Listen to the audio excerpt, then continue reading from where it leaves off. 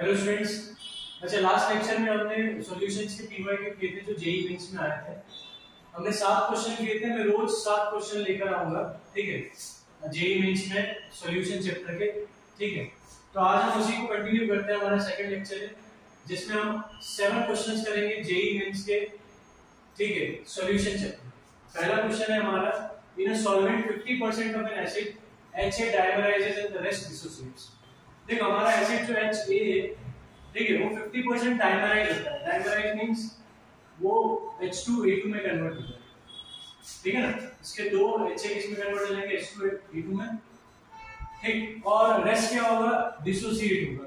HA क्या होगा, H positive और A नेगेटिव में डिसोसिएट। रेस्ट मतलब 50% डिसोसिएट हो जाएगा, ठीक है।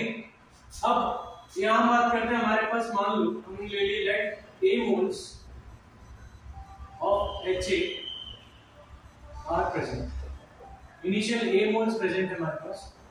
तो मुझे बताओ 50% डिसोसिएट हुआ है, ठीक है, और 50% एसोसिएट हुआ है, मतलब डाइमराइज हुआ है।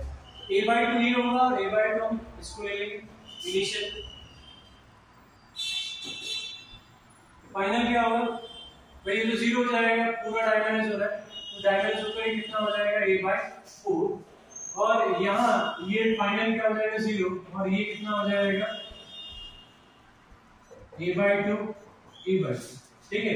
ये A/2 क्या होगा, A/2 H पॉजिटिव और A/2 नेगेटिव में ब्रेक होगा। अब हमने पढ़ा है वेंट का फैक्टर तुम्हें निकालना है, वेंट का फैक्टर ऑफ द एसिड। तो वेंट का फैक्टर होता है द नंबर ऑफ पार्टिकल्स ना आफ्टर एसोसिएशन और dissociation upon total number of particles initially. तो हमारे टोटल इनिशियली कितना है, A है ना। इसको 1 भी ले सकते हैं, A लेना जरूरी नहीं है। 1/2 और ये 1/2, ये 1/4, 1/2, 1/2 हो जाएगा, ठीक है। A लेना जरूरी नहीं है, पर वो समझने के लिए मैंने A ले लिया, ठीक है। अब फाइनल कितने पार्टिकल्स हो रहे हैं हमारे पास, A/4, A/2 और A/2, ठीक है। फाइनल हमारे पास A/4 मिल रहा है, A/2 मिल रहा है और A/2 मिल रहा है, ठीक है, डिसोसिएशन एसोसिएशन के बाद। अच्छा, A अगर मैं कॉमन लूं तो ब्रैकेट में 1/4 प्लस 1/2 प्लस 1/2 मिलेगा, और नीचे ये A से ही कैंसिल। हाफ प्लस हाफ 1 होता है, 1 प्लस 1/4 हो जाएगा 5/4, तो ये हो जाएगा 4 1 जा 4, और पॉइंट लगेगा 4 हो जाएगा 4/20। इसको हम 10⁻² में कन्वर्ट करें तो ये हो जाएगा 125 × 10⁻²। तो आंसर हमारा होगा 125, ठीक है। तो हमने क्या करा, 50% एसोसिएट किया, 50% डिसोसिएट, जैसा हमने बोला था। तो हमने A मोल्स माने, तो A/2 एसोसिएट होगा, A/2 क्या होगा, डिसोसिएट। A/2 एसोसिएट होगा तो इसका 1 मोल है ना। अगर मैं इसका एक पार्टिकल की बात करूं तो ये एक पार्टिकल हाफ में कन्वर्ट हो जाएगा, है ना। ये चलो ऐसा कर लेते हैं, एक हाफ में कैसे होगा, तो हम 2 मॉलिक्यूल HA के ले लेते हैं, तो वो एक मॉलिक्यूल में कन्वर्ट होंगे। तो मैं A/2 लूंगा तो ये कितने में हो जाएगा, A/4 में हो जाएगा, ठीक है। और यहाँ A/2 पूरा डिसोसिएट हो रहा है, तो A/2 डिसोसिएट होगा तो ये भी A/2 बनेगा, ये भी A/2 बनेगा। तो after dissociation association total particle कितना होगा, 3 तीनों का सम, और नीचे इनिशियल कितने पार्टिकल्स थे, 1 है। तो हमने क्या करा, वेंट का फैक्टर का फार्मूला डालकर I की वैल्यू निकाली। अगला क्वेश्चन है, when 400 ml of 0.2 molar H2SO4 is mixed with 600 ml of 0.1 molar NaOH solution, the increasing temperature of final solution। तो टेम्परेचर कितना बढ़ जाएगा जब इन दोनों को मिलाएंगे। देखो सिंपल सी बात है, HCl और सॉरी H2SO4 NaOH मिक्स हो रहा है, तो न्यूट्रलाइजेशन रिएक्शन होगी, और जब भी न्यूट्रलाइजेशन रिएक्शन होती है हीट इवॉल्व होती है, मतलब टेम्परेचर बढ़ेगा। तुमसे पूछे फाइनल टेम्परेचर कितना हो जाएगा, ये तुमसे पूछा है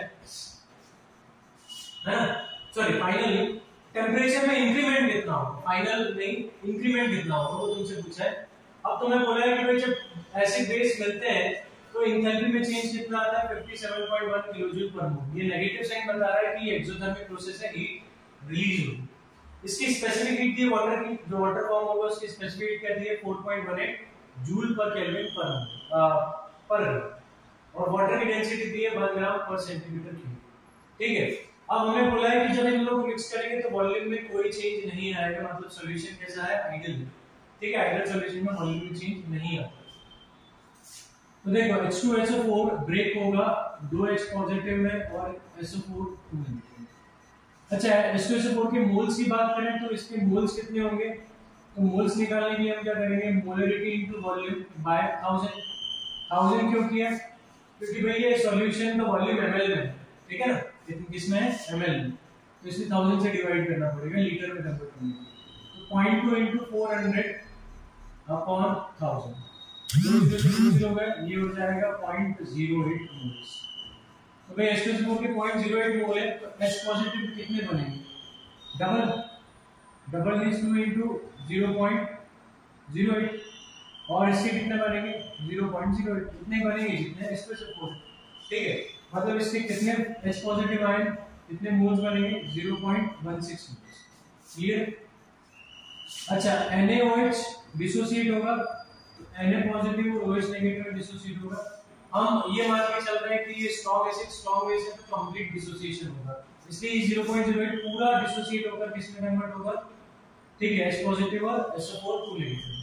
ऐसे हम इसका नंबर ऑफ मोल निकालें तो M into B by 1000।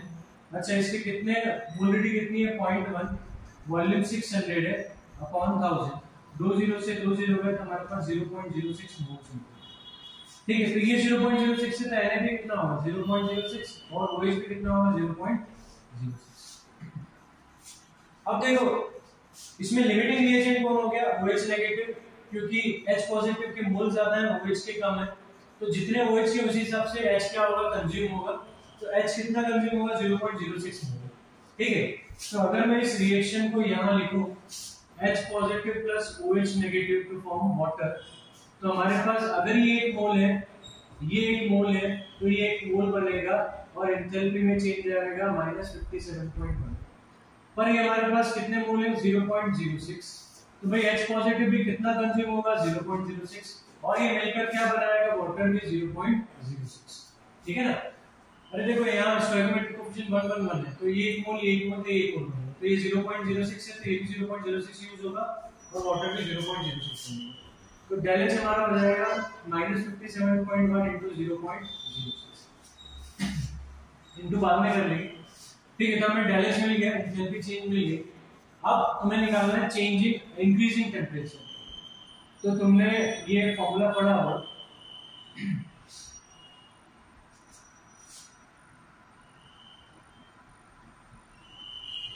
Del H equals to MC del T, ठीक है, del H equals to MC del T। तो डेल H हमारा कितना है, एंथैल्पी चेंज कितनी है 57.1 into 0.06, मास ऑफ वाटर कितना कम होगा, तो वाटर का मास हमारा ओवरऑल वॉल्यूम कितना है 600 प्लस 400 है, कितना हो गया 1000 ml इनटू डेंसिटी इसकी कितनी है 1, तो 1000 into 1 वॉल्यूम इनटू डेंसिटी, हमें मास मिल जाएगा ग्राम्स में। स्पेसिफिक हीट कितनी दी हुई है 4.18 और डेल टी हमें निकालना है। अच्छा एक चीज और, ये हमारा किलो जूल में, तो इसको जूल में करने के लिए हम 1000 से इनटू भी करेंगे, तो ये 1000 से 1000 तो कैंसिल हो गया, ठीक है। तो 57.1 into 0.06 अपॉन 4.18 ये हमारा डेल टी है। अच्छा डेल टी हमें 10 पावर -2 में चाहिए, तो 57.1 into 6 into 10 पावर -2 अपॉन 4.18 हो जाएगा, ठीक है। अच्छा वैसे Q equals to MC del T होता है, ठीक है, पर यहाँ हीट जो चेंज हो रही है वो हमारी 57.1 into 0.06 है, ठीक है। तो वही हम यहाँ डेल H और Q बराबर होगा, ठीक है। अच्छा डेल H और Q बराबर क्यों होगा, इस पे बात करते हैं भाई, डेल H और Q इसलिए बराबर होगा क्योंकि ये कांस्टेंट टेंपरेचर प्रेशर पे होगा, ठीक है। कांस्टेंट टेंपरेचर प्रेशर पे जब भी होता है तो जो हीट रिलीज या एब्जॉर्ब होती है वो एंथैल्पी चेंज के बराबर होती है। तो Q equals to MC del T, तो Q की जगह आप डेल H की वैल्यू को रख सकते हैं, काटें इसको। अच्छा तो पहले 57.1 को 6 से इनटू कर लेते हैं, तो 57.1 into 6 606 642 630 342.6, अब 3426 को हम 418 से डिवाइड करेंगे, ठीक है।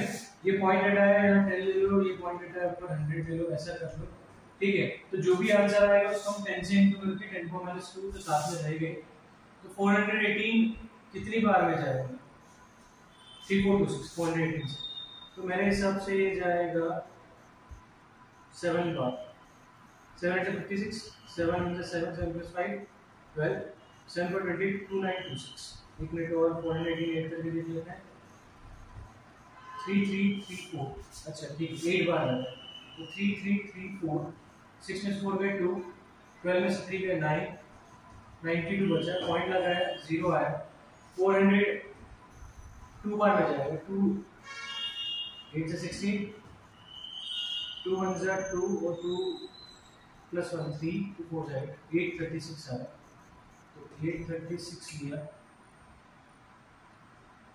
ये हो जाएगा 4 11 में से 3 गए 8 840 तो ये फिर 8.22 समथिंग आ रहा है ठीक है ना वैसे कैलकुलेशन तो तुम कर लोगे तुम लोग है ना फिर भी मैं इधर कर रहा हूँ कैलकुलेशन डेल्टा टी हमारा हो जाएगा अच्छा 8.22 को हम 82.2 लिख सकते हैं क्योंकि यहाँ पे 2 से इनटू होगा 82.2 into 10 का माइनस 2 केल्विन है ना तो हमारा आंसर क्या आ गया 82 कितना आएगा 82 है ना इंटीजर वैल्यू क्या आएगी 82.2 को नियरेस्ट इंटीजर की बात करें तो 82 बनेगा क्लियर अच्छा अगला करते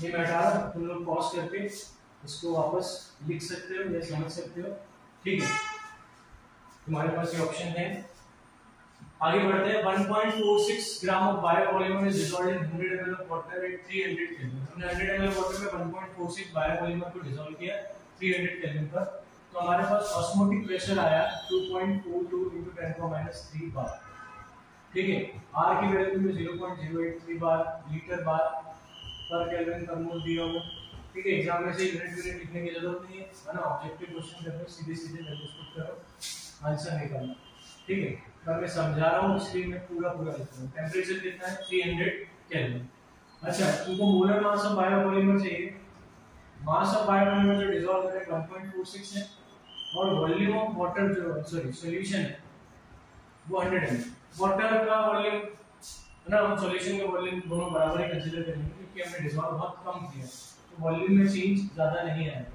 तो पाई इक्वल्स टू CRT होता है पाई की वैल्यू है 2.42 10 का माइनस 3 कंसंट्रेशन हो जाएगा WB/MB इनटू वॉल्यूम इनटू 1000 और R की वैल्यू हो जाएगी 0.083 और टेंपरेचर 300 ठीक है 2.42 अच्छा हमें MB निकालना है तो MB को इधर ले आते हैं WB हमारा 1.46 ये 2.42 10 का माइनस 3 हो गया वॉल्यूम हमारा 100 ml है इनटू 1000 इनटू 0.083 इनटू 300 ठीक है सॉल्व करते हैं 2 0 से 2 0 कैंसिल हुआ ठीक है ये 3 0 हुआ और ये 83 हो जाएगा तो 1.46 इनटू 83 इनटू 3 अपॉन 2.42 और ये 10 पावर 3 इधर है अच्छा 10 पावर 3 की जगह वो कर रहा है 10 पावर 4 ले तो एक काम करते हैं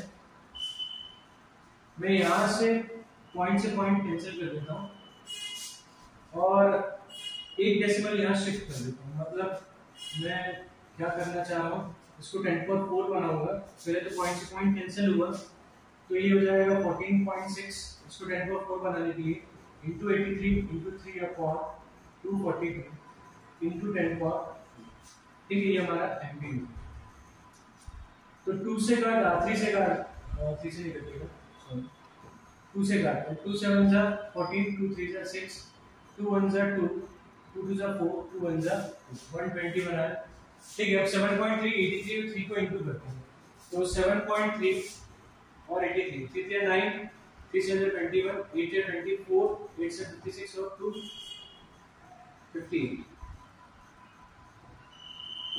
6059 फिर इसको हम इनटू करेंगे 3 से 3 9 से 27 15 16 17 3 6 18 18177 ठीक है अब इसको डिवाइड करते हैं किससे 121 ठीक है तो एक डेसिमल भी लगा देते हैं और डेसिमल था मेरे हिसाब से 7.3 था ठीक है तो डेसिमल लगेगा 121 1 से 121 06 कैंसिल हुआ 607 आया ये जाएगा 5 बार तो 121 5 जा 5 5 5 10 605 इतना बचे 2 बचे। ठीक है, अब डेसिमल की बात वैल्यू उतरेगी पॉइंट लगेगा। अब फिर यहाँ हम 0 लगा देते हैं तो 121 2 जा ये कितना आया मेरे फिर 15.2 आंसर हमारा एमबी कितना आया 15.2 into 10 power 4 इंटीजर वैल्यू निकालिए नियरेस्ट तो आंसर कितना होगा 15। क्लियर, आगे बढ़ते हैं और क्वेश्चंस करते हैं। ठीक है, मैं रोज 7 क्वेश्चन लेकर आऊंगा। ठीक है, सॉल्यूशन चैप्टर के जेईई मेंस के ये सारे क्वेश्चन जो मैंने अभी कराया वो 2021 में मेंस में आए हुए क्वेश्चन है। ठीक है, तो मैं 2021 2020 है ना और 2022 है ना ये 3 साल के क्वेश्चंस कराऊंगा। उसके बाद मैं नेक्स्ट चैप्टर के जेईई मेंस के पीवाई। ठीक है,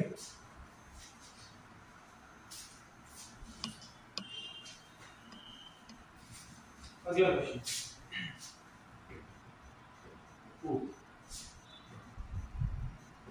when 3 gram of substance X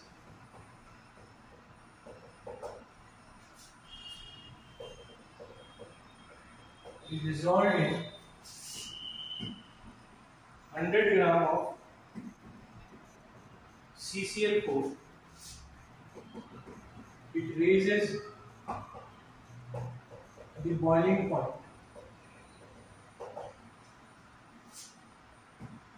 by 0.060 sorry, the molar mass of substance पूछा है।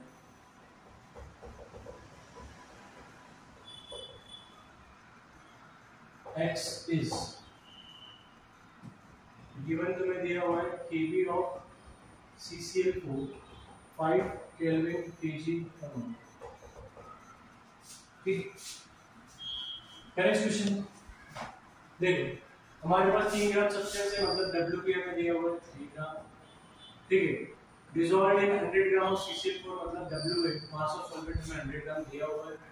अच्छा डेल TB हमें दिया हुआ है 0.60 केल्विन क्योंकि उसने बोला है कि बॉइलिंग पॉइंट बढ़ जाता है मतलब चेंज इन बॉइलिंग पॉइंट के 0.60 मतलब डेल TB हमें दिया हुआ है और Kb भी हमें 5 दिया हुआ है। हमें क्या निकालना है मोलर मास, तो del TB = Kb into molality होता है।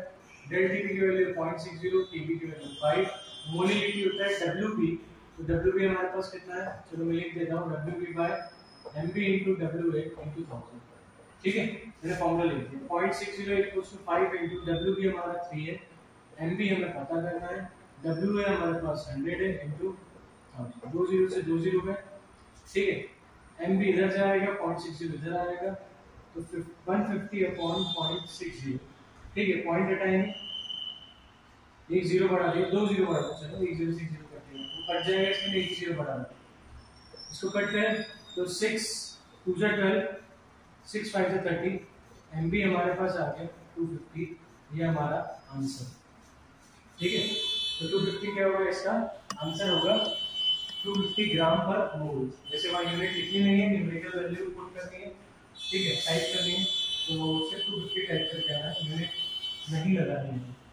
Question number 5 when 10 ml of an aqueous solution of Fe2+ ions was titrated in the presence of dilute H2SO4 using diphenyl amine indicator, 15 ml of 0.02 molar solution of K2Cr2O7 was required to get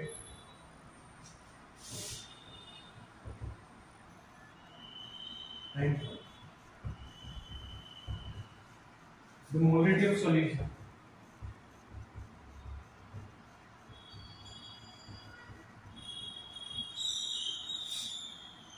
containing Fe2 plus ions is x into 10 to the minus 2 mole. The value of x, ठीक है, तुमसे पूछो। देखो question में बोल क्या रहा है कि मैं टाइट्रेशन कर रहा हूँ Fe2 प्लस आयन को डाइल्यूटेस्टेट के साथ टाइट्रेट कर रहे हैं, ठीक है, डाइफेनाइलमाइड ऐसे इंडिकेटर यूज कर रहे हैं। अच्छा 15 ml हमने K2Cr2O7 लिया, ठीक है, जिसकी मोलरिटी कितनी है 0.02 मोलर, ठीक है, एंड पॉइंट निकालने के लिए, ठीक है। ये सब टाइट्रेशन तुमने प्रैक्टिकल्स में किए होंगे केमिस्ट्री के, ठीक है। तो यहाँ पे टाइट्रेशन नहीं समझना है, हमें सिर्फ यहाँ बात करनी है कि ये वो क्या है, मतलब मोटा मोटा समझना है कि भाई क्या हो रहा है, ठीक है, पूरा डीप में नहीं जाएंगे हम। तो भाई K2Cr2O7 एंड पॉइंट जैसे यूज कर रहे हैं, मतलब एंड पॉइंट लाने के लिए यूज कर रहे हैं, कितना मोलर 0.02 मोलर, और कितना ml यूज हुआ एंड पॉइंट लाने के लिए 15 ml, ठीक है। अब मुझे बताओ Cr2O7 2 नेगेटिव, ये हमारा डाइक्रोमेट आयन है, ठीक है। ये जब एंड पॉइंट लाने के लिए यूज करेंगे तो ये इसमें कन्वर्ट हो जाएगा Cr3 पॉजिटिव आयन में कन्वर्ट हो जाएगा, ठीक है। मतलब इसका क्या होगा, रिडक्शन होगा, और Fe2 पॉजिटिव आयन का क्या होगा, ऑक्सीडेशन होगा, वो 3 पॉजिटिव में कन्वर्ट होगा, ठीक है। हम यहाँ इक्विवेलेंट कंसेप्ट लगाएंगे, तो पहले इनका एंड फैक्टर निकाल लेते हैं। तो एंड फैक्टर इसका कितना होगा, तो यहाँ देखो इसका ऑक्सीडेशन नंबर पहले निकाल लेते हैं। तो हम ऑक्सीडेशन नंबर मान लो हमें पता नहीं तो x ले लेते हैं, ठीक है। तो 2 into x कितना होगा 2x, और ऑक्सीजन पर चार्ज कितना होता है -2। तुम्हें याद रखना है कि जनरली ऑक्सीजन पर क्या होता है -2 चार्ज है, और उसका ऑक्सीडेशन नंबर -2 होता है ना, except peroxide, super oxide and fluorine के जो कंपाउंड्स होते हैं उनको छोड़कर। तो ना तो ये पेरोक्साइड में सुपर ऑक्साइड में फ्लोरीन का कोई कंपाउंड है, इसलिए -2 लेंगे। तो +7 into -2 कितना हो जाएगा, ओवरऑल आयन पर चार्ज कितना है -2, तो इक्वल्स टू हमने क्या ले लिया -2। मतलब इन सबके ऑक्सीडेशन नंबर का सम, चार्जेस का सम -2 के बराबर होगा, इसके ओवरऑल चार्ज के बराबर होगा। तो 2x - 14 equals to -2, 2x equals to हो जाएगा 12। इतना तो तुम कर लोगे, -14 हो जाएगा +14, 14 - 2 is 12, तो x हो जाएगा +6। तो भाई ये +6 से कहां जा रहा है, +3, ठीक है। कितना ऑक्सीडेशन नंबर का चेंज आ रहा है, तो 3 का चेंज आ रहा है। ऑक्सीडेशन नंबर जो चेंज हो रहा है, चेंज इन पर एटम कितना है 3 का, पर एटम कितना है 2, तो कितना चेंज हो जाएगा 3 into 2 that is 6, और इसीलिए इसका एंड फैक्टर क्या होगा 6। यहाँ ये 2 पॉजिटिव में से 3 पॉजिटिव में जा रहा है, तो इसका एंड फैक्टर कितना होगा, इसका ऑक्सीडेशन नंबर जो चेंज हो रहा है वो 1 से हो रहा है, तो इसका एंड फैक्टर क्या होगा। अब तुमने नॉर्मेलिटी और मोलरिटी में रिलेशन पढ़ा होगा, ठीक है। पहले नॉर्मेलिटी होता है क्या है, नंबर ऑफ इक्विवेलेंट्स, ठीक है, upon volume in ml into 1000, ठीक है। अच्छा नंबर ऑफ इक्विवेलेंट into 1000 हो जाएगा नंबर ऑफ मिली इक्विवेलेंट, तो मिली equivalents upon volume in ml, ये होता है हमारा नॉर्मल, ठीक है। मैं पूरा डिटेल में इसको समझा रहा हूँ, ठीक है। हम डायरेक्ट भी कर सकते थे सीधे कि भाई दोनों के इक्विवेलेंट इक्वल करो और आंसर निकालो, पर ठीक है जिसने थोड़ा बहुत, जिसको कंसेप्ट जिनके क्लियर नहीं है, उनके लिए मैं थोड़ा सा डिटेल में इसको समझा रहा हूँ, ठीक है। तो number of milli equivalents upon VML, तो हमारे पास नंबर ऑफ मिली इक्विवेलेंट कितने हो जाएंगे,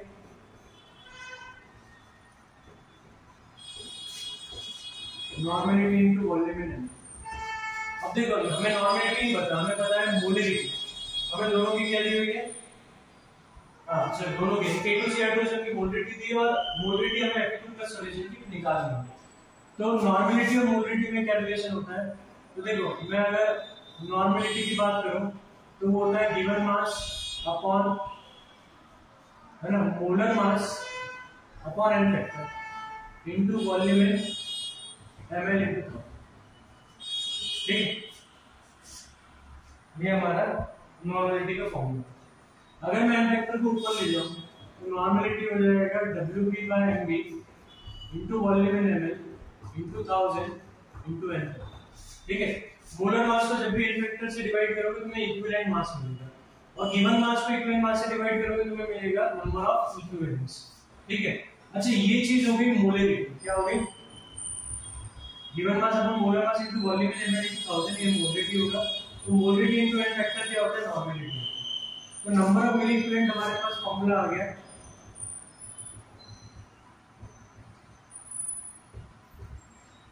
ठीक है, molarity into N factor into volume in ml। अब देखो मैं इक्विवेलेंट कंसेप्ट इसलिए लगा रहा हूं कि इक्विवेलेंट कंसेप्ट में ना तो रिएक्शन लिखनी पड़ती है, ठीक है, ना रिएक्शन को बैलेंस करना है। हमें पता नहीं है कि भाई क्या हो रहा है क्या नहीं हो रहा है, फिर भी हम इस क्वेश्चन को इक्विवेलेंट कंसेप्ट से कर सकते हैं। ठीक है, हमें सिर्फ क्या करना है, दोनों के इक्विवेलेंट बराबर होंगे।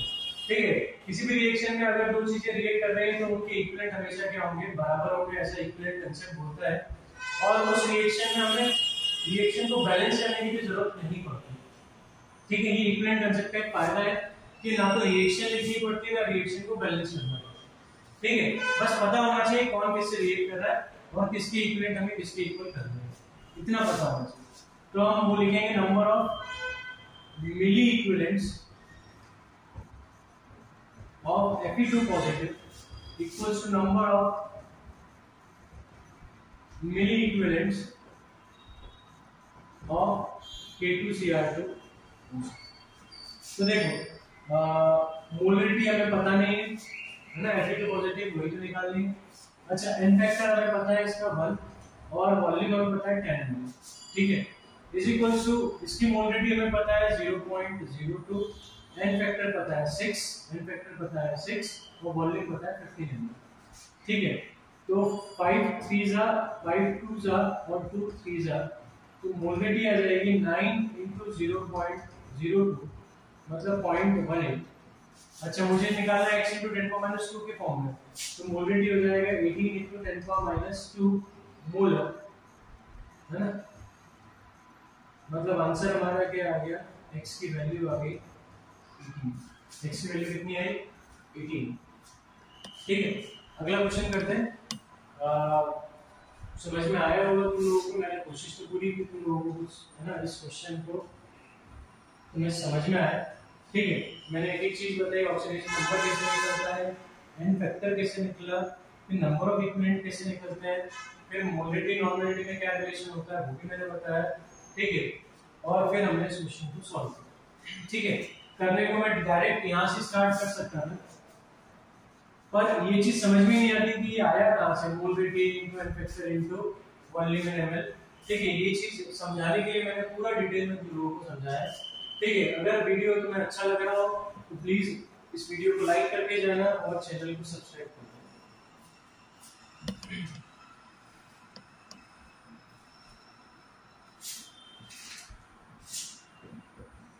और अपने फ्रेंड्स को भी बताना, ठीक है, इस चैनल के बारे में। ठीक, a solute A dimerizes in water। Water में क्या हो रहा है? डाइमराइज हो रहा है।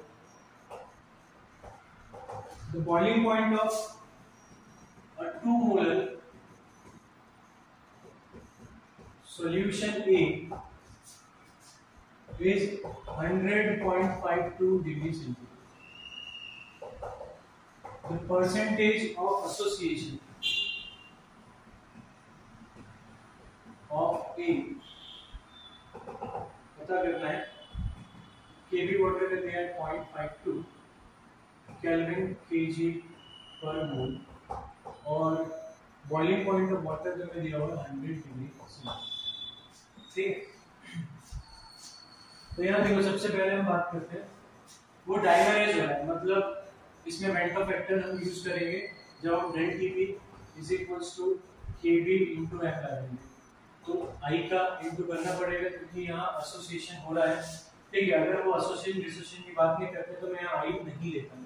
ठीक है, पर I यहाँ लेना पड़ेगा क्योंकि वो एसोसिएशन की बात कर रहा है। अगर डिसोसिएशन की बात करते तो भी मैं I यहाँ लेता वेंटर फैक्टर। ठीक है, वेंटर फैक्टर तभी इंट्रोड्यूस होता है फॉर्मूले में जब एसोसिएशन या डिसोसिएशन की बात की जाए। अच्छा डेल टीबी की बात करें तो इनके बीच में टेम्परेचर का डिफरेंस कितना है 0.52 रख देते हैं। केबी कितना है आई तो पता नहीं है, केबी 0.52 और मोलिलिटी कितनी है 2। 0.52 से 0.52 बहुत इजी कैलकुलेशन, आई की वैल्यू क्या आ गई 1/2। अब आई की वैल्यू 1/2 देखकर डिसोसिएशन 50% मत लिख देना, ठीक है, गलत हो जाएगा। यहाँ हम बात करते हैं ए हमारा डायमराइज हो रहा है E2 में, ठीक है, 2A किसमें डायमराइज हो रहा है E2 में। मैं पहले जनरल निकालता हूँ, जैसे हमारे पास m पार्टिकल से एक है वो एक पार्टिकल में कन्वर्ट हो, ठीक है। इनिशियल मैंने इसका 1 मोल लिया तो ये कितना 0 होगा इनिशियल, ठीक है। और फाइनली इसका अगर हम बात करें 1/m, ठीक है। अच्छा क्या हुआ एसोसिएट हुआ तो ये कितना बनेगा, सॉरी इसका m एसोसिएशन हुआ m मोल्स का तो ये कितना बनेगा 1/m, है ना। हमने मान लिया कि इसके m मोल्स क्या, सॉरी m मोल्स नहीं लिखेंगे, अल्फा मोल्स क्या हो गए एसोसिएट हुए तो यहां बनेगा अल्फा/m, ठीक है। 1 मोल था इनिशियली 0 होगा, हमने मान लिया कि अल्फा मोल इसके एसोसिएट हो रहे हैं तो इसके कितने बनेंगे अल्फा/n बनेंगे, बनेंगे कि बनेंगे, ठीक है। मतलब अल्फा देखो मैं समझा देता हूं, 2 मोल 1 मोल में कन्वर्ट हो रहा है तो मुझे तो अल्फा मोल कितने में कन्वर्ट होगा अल्फा/2, ठीक है ना। अब यहाँ देखो अगर मैं m में फॉर्म में ले रहा हूँ तो देखो इसके m मोल्स 1 मोल में कन्वर्ट होता है, अल्फा मोल्स 1 into अल्फा/m, अल्फा/m, ठीक है। तो अगर उसके अल्फा मोल्स एसोसिएट हो रहा है तो वो अल्फा/m में कन्वर्ट होगा, ठीक है। ये कितने बनेंगे अल्फा/m। I का फॉर्मूला होता है number of particles after association 1 minus alpha plus alpha और number of particle before association 1 हो गया। I की वैल्यू हमारे पास 1/2 है, अल्फा हमें निकालना है तो हमसे अल्फा ही पूछा है कि भाई कितना एसोसिएट हुआ है, मैंने अल्फा को एसोसिएशन माना है, ठीक है। अल्फा मोल्स क्या माने एसोसिएट माने। अच्छा यहाँ m की वैल्यू कितनी होगी तो भाई यहाँ 2 डायमराइज हो रहा है मतलब 2 मॉलिक्यूल एक में कन्वर्ट हो रहा है तो m की वैल्यू यहाँ कितनी होगी 2 पुट कर दी। अच्छा 1 इधर गया तो 1/2 माइनस 1 और यहाँ अगर मैं सॉल्व करूँ तो -2 अल्फा प्लस अल्फा/2 तो हमारे पास हो जाएगा -1/2 इक्वल्स टू -अल्फा/2, 2 से 2 गया माइनस से माइनस गया, अल्फा कितना है 1 मतलब 100% एसोसिएशन, ठीक है। अल्फा की वैल्यू कितनी आ गई 1, ठीक है। आंसर क्या लिखना है तुम्हें 100% नहीं लिखना है ना। अच्छा 100 लिखना है आंसर, जो परसेंटेज ऑफ एसोसिएशन बोला है तो हम क्या लिख के आएंगे 100 लिखकर। अगला क्वेश्चन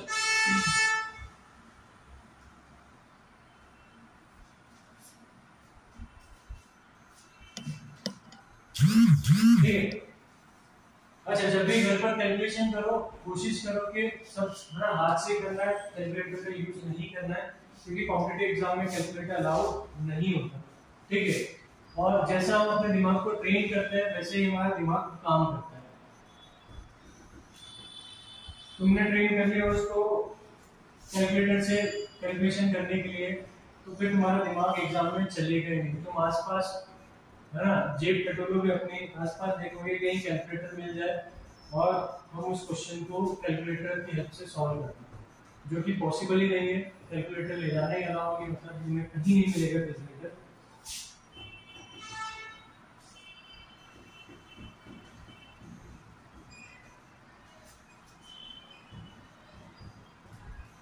तो मैं सजेस्ट करूंगा कि ना तो पढ़ते टाइम में क्वेश्चन करते टाइम अपने टेबल पर कैलकुलेटर रखो ना मोबाइल रखो, क्योंकि होता क्या है पास में मोबाइल होगा मन कर जाएगा कौन इतना कैलकुलेशन करे, फटाफट में कैलकुलेट कर लेता हूं अगला क्वेश्चन के मैं करने लग जाऊंगा, टाइम वेस्टिंग हो जाऊंगा, ठीक है। तो टेबल पर तुम्हारे ना तो कैलकुलेटर होना चाहिए ना मोबाइल होना चाहिए जिससे तुम्हारा मन ही ना करे कि भाई मुझे कैलकुलेटर यूज करना है, तुम्हारे आसपास नहीं होगा, ठीक है। तो तुम अपना दिमाग ही यूज करो। तुमने कभी देखा होगा तुम्हारे आसपास कैलकुलेटर या मोबाइल होता है तो हमारी कोशिश ये रहती है कि भाई मोबाइल से कैलकुलेशन कर लें, ठीक है। हम हमारा दिमाग चलाना बंद कर देते हैं उसमें।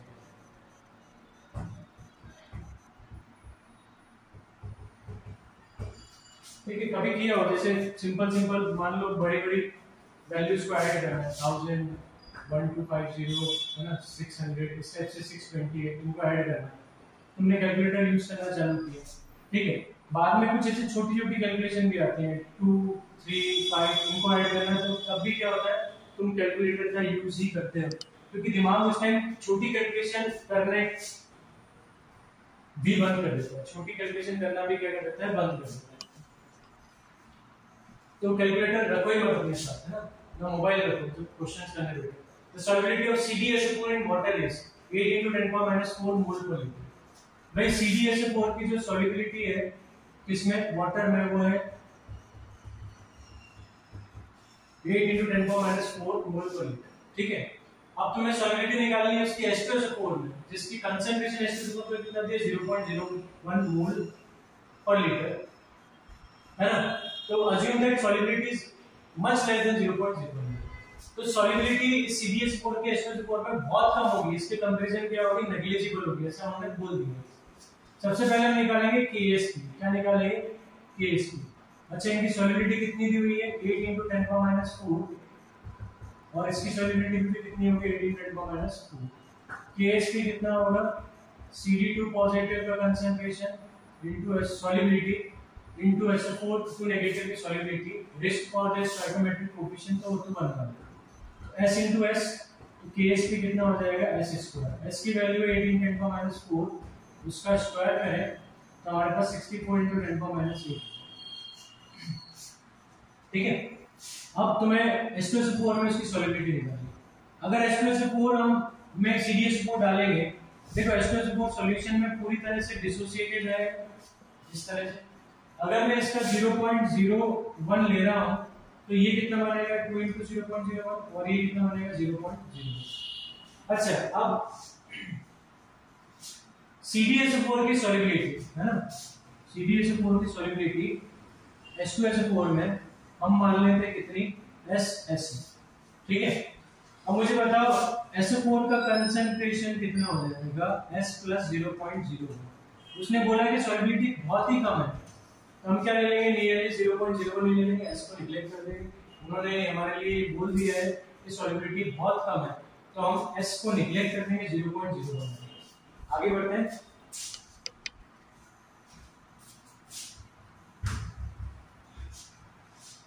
अब Ksp का फॉर्मूला लगा है तो वही Cd2 positive and SO4 2 negative. Ksp हमारा 64 × 10⁻⁸ है, Cd की सॉल्युबिलिटी S है, पर SO4 की कितनी होगी 0.01, ठीक है।